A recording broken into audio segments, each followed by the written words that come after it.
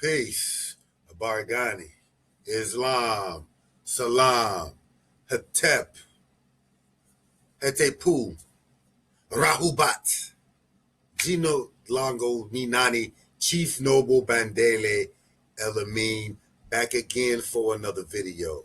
Today's video will be discussing the 1619 project and the events around that and the importance of the 1619 project. Before we get into that, please like the video and subscribe and check the notification so that you can get more of our videos. Also check out our website right here, indigenousservices.webs.com. You can get your religious license plates. So, and check out books by me, several books. You can get these all on Amazon.com. And with that being said, let's get into this. We're talking about the 1619 project. What is the 1619 project? The 1619 project is an ongoing project developed by New York Times Magazine in 2019, which aims to reframe the country's history by placing the consequences of slavery and contributions of so-called Black Americans at the very center of the United States national narrative. The project was timed for the 400th anniversary of the arrival of the first enslaved Africans in the Virginia colonies, 1619, and suggests that this date represents the nation's birth year.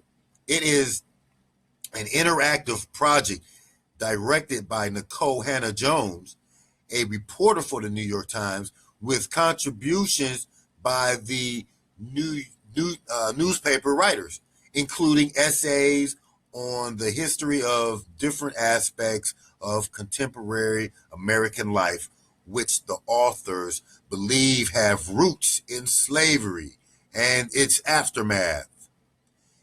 It also includes poems, short fiction, and a photo essay.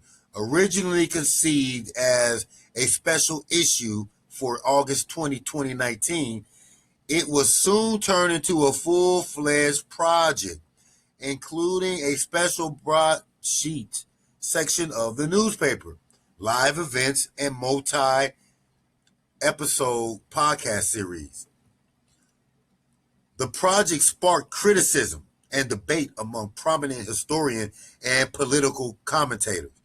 In a letter published in the New York Times in December 2019, historian Gordon S. Wood, James N. McPherson, and Sean Willens, Victoria Bynum, and James Oakes expressed a strong reservations about the project and requested factual corrections, accusing the project of putting ideology before historical understanding. In response, Jake Silverstein, the editor of the New York Times Magazine, defended the accuracy of the 1619 project and declined to issue corrections. In March 2020, historian Leslie M. Harris, who served as a fact checker for the 1619 project, wrote that the authors had ignored her corrections, but that the project was a needed corrective to prevailing historical narratives. The project creator, Nicole Hannah-Jones, was awarded the Pulitzer Prize for commentary for her introductory essay in the 1619 project. Okay, so a little background on the project. The narrative is basically trying to shift history's present-day stand and trying to include more slave commentary. It needs, showing that how slavery is intertwined and racism, white supremacy, if you will, how it's been intertwined in American history. So, of course, that's going to be met with opposition, I would oppose. Let's look at Nicole Hannah Smith quickly. Nicole Hannah Smith, um, who is the actual prodiger of this project. She's probably going to be known most for that at this point. Says that she was born in '76, is an investigative journalist known for her coverage on the civil rights in the United States. In 2015, she became a staff writer for the New York Times, where she was awarded the Pulitzer Prize for commentary in 2020. Let's look at her early life. Hannah Jones was born in Waterloo, Iowa, to a father, Milton Hannah, who is of so-called African American.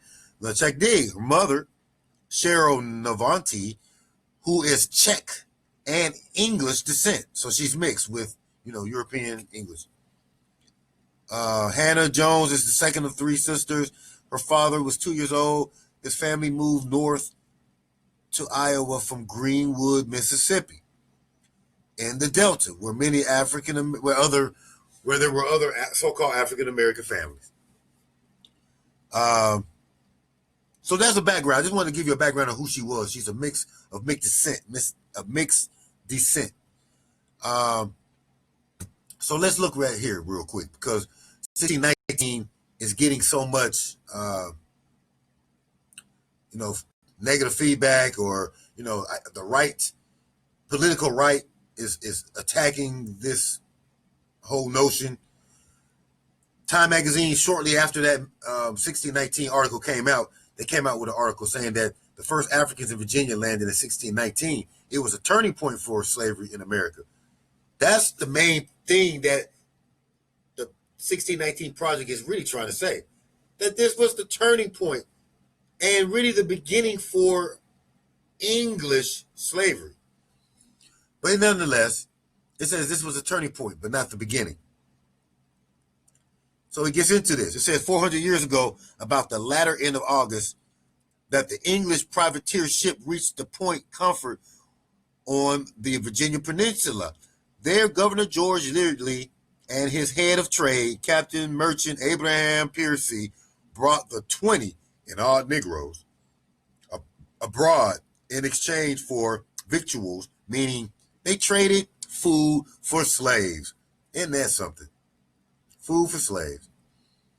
Such a trade, as described 5 months after the fact in a letter to Virginia Company in London, had never before occurred in English North America, making this an ignominious milestone. You hear that? Ignominious milestone.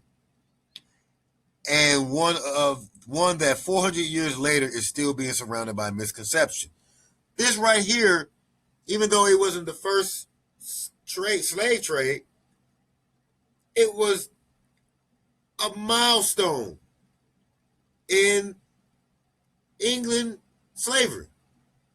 English being the forerunner to the American colonies and American history. So I mean, to me, it's not far-fetched to think that 1619 could be a vocal point in when you decide to deal with American history. It'd be a very good point to start with. At the very least, it says 1619 represents a landmark in the long history of slavery in European colonies and the beginning stages of what would become the institution of slavery in America. The New York Times past weekend announced a special project devoted to the indelible mark on American society. In Hampton, Virginia, commemorating the anniversary through Wednesday, July, blah, blah, blah, talking about, But basically, it said that what began in 1619, the human cargo that arrived in 1619 had come from a port city in Luanda, now the capital of present-day Angola. Back then, it was the Portuguese colony, Portugal being the first to come over here in the Americas. And most of the enslaved are believed to have been captured during an ongoing war between Portugal and the Kingdom of Indigo, as John Thornton wrote in the William and Mary Quarterly, 1998. Between 16 18 in 1620 about 500,000 enslaved people, many of whom had been prisoners of war, were exported from Angola. An estimated 350 of these captives were loaded into Portuguese slave ships called whatever it is. Okay, commonly known as the San Juan Batista. Now this was interesting. The ship was en route. The ship was en route to Spanish colony. Okay, when the two English privateers, the White Lion and the Treasurer, intercepted this ship. Okay, and seized some of the Angolians on board, according to James Horn, President and Chief Officer of Jamestown Rediscovery. Both ships were owned by a powerful English nobleman, the Earl of Warwick, Robert Rich. Rich was anti-Spanish, anti-Catholic, and profited from thwarting Spanish shipping in the Caribbean. The White Lion, which flew under the flag of the Dutch port known for its pirates, came to Virginia in 1619, followed 4 days later by the Treasurer. So they just stole cargo and brought it to the America. So I'm not gonna get too much more into that, but I did want to hit real quick the 1619 curriculum. The 1619 project is not just making you aware of slavery and its deep rooted impact in American history, but it is also trying to change the historical elements in your school. They want to change history books and things of that nature in the schools. So the 1619 project right here deals a little bit with that. Okay, it's showing you here activities to extend school and student engagement. So they want to bring slavery and that narrative to schools. They want to change the narrative of slavery. They want to use and show they incorporate how slavery was interwoven in American society. That is being met by, like they said, you've got the right, which a lot of times if you listen to talk radio, the right is adamantly against this project. They focus on its inaccuracies rather than the actual project itself, being that it's just trying to bring slavery and the evil and really just bringing white supremacy, which is not looked at by the right a lot of times, I believe. They're trying to bring white supremacy to the forefront. There's a new time coming. I feel like in American history, there's a new dawn that's sprouted.